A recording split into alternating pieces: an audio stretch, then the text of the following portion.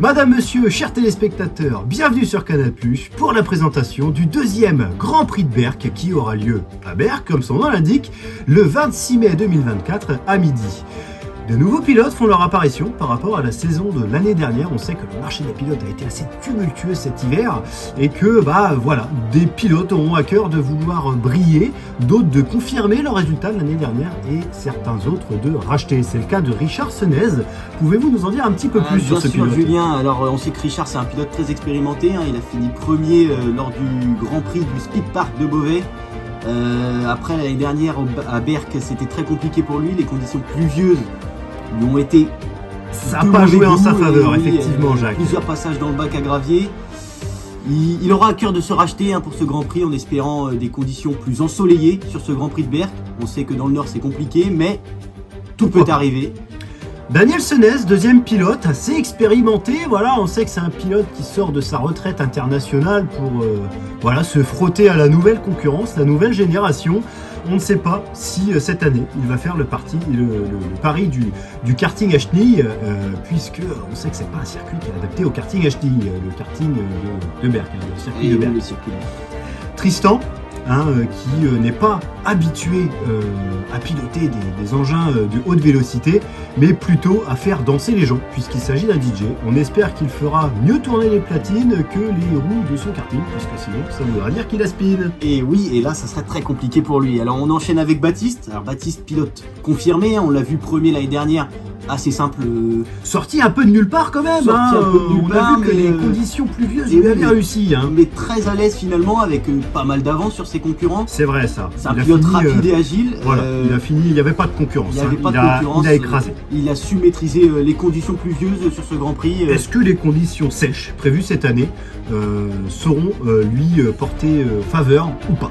Je pense que ça va réduire les écarts entre les pilotes, c'est certain. C'est certain. Julie, une autre compétitrice affirmée. Alors, on sait très bien qu'elle est très rapide pour aller chercher un McDo. Est-ce qu'elle le sera tout autant sur la piste ? C'est la question que je vous pose, Jacques.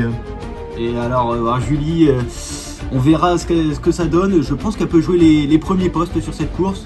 Après, on verra en fonction encore une fois des conditions, mais je pense que ça peut le faire pour elle. Que pouvons-vous nous dire de Benjamin ? On se rappelle de sa très belle bataille avec Virgile l'année dernière. Excellente bataille pour la P2 sur ce Grand Prix de Berck. C'est avec Virgile. Virgile partait loin. Il a su maîtriser, il a su garder sa deuxième place. On sait qu'il est là pour le podium, voire la victoire. Je pense que ça sera une grosse pièce ça sera un sérieux concurrent. Et oui. Virgile, donc troisième l'année dernière. Que pouvons-nous dire de ce pilote ? Alors c'est un pilote expérimenté. On sait de nombreuses heures passées sur le jeu F1 23 avec son petit frère.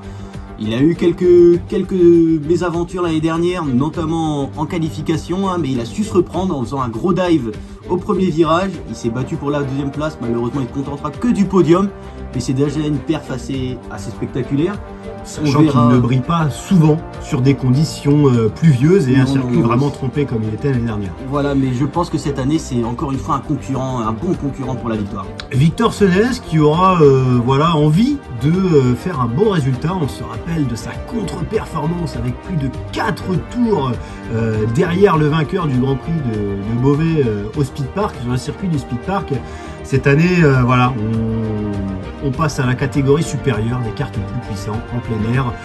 Il va avoir envie aussi de montrer qui il est, parce que c'est vrai que c'est un compétiteur et compétiteur jeune, encore assez inexpérimenté, mais pareil, ces nombreuses heures passées sur le jeu F1 23 avec son frère, maîtriser le volant. Je pense que cette année, ça peut être un concurrent, peut-être pas pour la victoire, mais pour le podium. Nous sommes bien d'accord là-dessus. Simon, on sait qu'il part déjà avec un très gros avantage puisqu'il n'y a pas de DRS sur ce circuit et que sa masse capillaire va faire office un petit peu d'aérofrein. Il va peut-être devoir parier sur une nouvelle coupe de cheveux, sur quelque chose d'un peu plus profilé. On sait que c'est quand même un sport de pointe, donc je pense qu'il ne laissera aucun détail au hasard. Que pouvez-nous dire de Nicolas ? Alors Nicolas, on espère que son kart il sera plus fiable et plus rapide que son moteur allemand, parce que son moteur allemand qui a du mal. Souvent au garage finalement. Après, il a fait le pari de rouler en Audi. Je pense que son écurie doit travailler la fiabilité de son véhicule, parce que là ça commence à être compliqué. Je pense que son kart sera plus rapide et je pense que ça peut être un vrai concurrent pour ce podium. Alexandre Guillemé. Alors on sait qu'il a déjà gagné à plusieurs reprises. Alors il s'agit d'une borne d'arcade à 1700 €, ce qui n'a rien à voir avec du karting, mais il va peut-être avoir à cœur de remporter le premier prix de ce Grand Prix, qui est tout simplement la plus grosse merguez du barbecue. Et oui. Alors passons à Marie. Marie, une candidate toute nouvelle, on ne connaît pas trop, mais on sait que ça peut être l'outsider. L'outsider de ce Grand Prix, elle peut aller chercher les avant-postes. Ça risque d'être compliqué vu les candidats en face, mais ça peut être la surprise et on sait jamais à quoi s'attendre. Cécile, l'hôte de ce Grand Prix, hein, on va voir qu'elle joue à domicile, les supporters sont là pour elle, il n'y a pas trop de secret en disant qu'elle va vouloir vraiment, elle va être la star du paddock. En plus, elle est très connue pour son célèbre cri de victoire, le Ah, voilà, ça, ce cri-là, vous le faites vraiment magnifiquement, Jacques. Hein. Oui, Julien, c'est le don. Voilà, Cécile, on ne la présente plus. La star du paddock. Oui, la star du paddock. Mais est-ce qu'elle sera aussi efficace sur la piste qu'en dehors? Ça, on se rappelle, hein, l'année dernière, les résultats n'étaient pas là. Voilà, les résultats n'étaient pas là, mais cette année, ça peut être une. Les résultats n'étaient pas là non plus pour Francis, son papa, qui participera également à son deuxième Grand Prix de Berck, mais qui a un style de conduite plutôt tout simplement ce qu'on pourrait qualifier d'un daron sexagénaire. Hein, de Volvo. Une petite Volvo, tranquille, on est à 110 sur l'autoroute, on se met bien sur la voie de droite, clignotant pour dépasser, etc. Mais quand il faut prendre les risques sur la piste, là tout de suite ça reste un peu plus compliqué, sachant qu'il n'y a pas de clignotant sur les kartings. Non. Voilà pour la présentation des pilotes, on a fait le tour. Maintenant la présentation du circuit. Alors le circuit, c'est le même que l'année dernière, voilà, basé à Berck, dans le nord de la France, près de Randuflier, sur la côte d'Opale. Alors c'est un circuit, comme vous pouvez le voir, qui est assez technique, assez technique, mais assez court. Hein, on est sur 600 mètres de course. On part tout de suite pour un tour, un tour autour de ce circuit. Et vous embarquez tout de suite.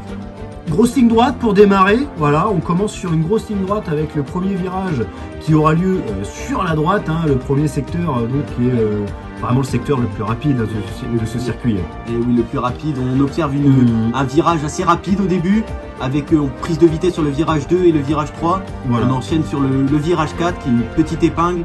Petite épingle, mais attention, hein, puisque c'est celle qui va faire vraiment toute la réaccélération pour le secteur 2, virage 6 et 7 comme on le voit ici. Et oui, les S de Berck. Et enfin, le secteur le plus dur, virage 8, 9 et 10. On a vu pas mal de personnes se sortir l'année dernière, dont le très célèbre Richard Patard, de son surnom, pour finir par la dernière épingle, qui va tout simplement emmener les pilotes vers la ligne d'arrivée. Et Julien, on sait très bien que les deux dernières épingles, le virage 9 et le virage 10, sont cruciaux pour ressortir vite de cette dernière ligne droite.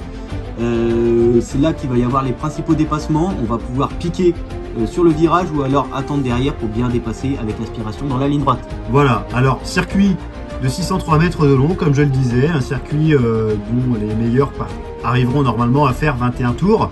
L'an dernier, le vainqueur, donc Baptiste Baillet, qui avait écrasé tout simplement la concurrence sur piste humide.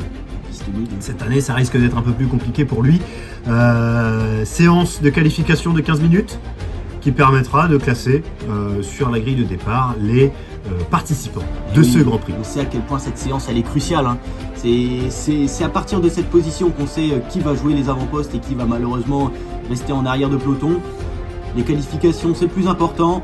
Après, il y a la course. Et la course, c'est toujours plus... C'est là que les points vont être cherchés de toute façon. Et oui, c'est ici. Mesdames et messieurs, merci d'avoir suivi ce Grand Prix, ou plutôt sa présentation pour le Grand Prix qui aura lieu dans un mois. Hein, c'est une échéance assez courte. On se retrouve très prochainement sur les antennes de Canal+. Merci à vous. Merci Jacques. Merci Julien.